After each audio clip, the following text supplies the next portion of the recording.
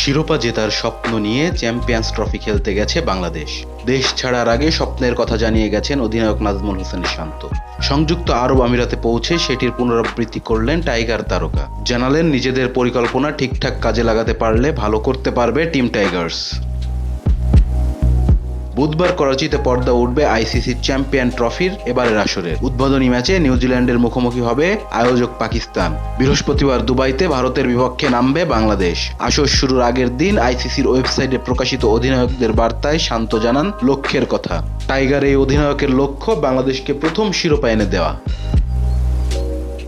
এটা খুবই গুরুত্বপূর্ণ।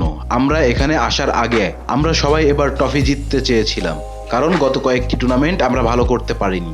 এবার আমরা ট্রফি জেতার কথা ভাবতে পারি, কারণ আমরা খুব ভালো একটি দল পেয়েছি। আমরা জানি এটা কঠিন হতে চলেছে, তবে আমরা যদি নির্দিষ্ট একটি দিনে আমাদের পরিকল্পনাগুলো কার্যকর করতে পারি তবে আমরা জিততে পারি। Rezwan Islam, B sports. Please subscribe our channel to get more information about Cricket World.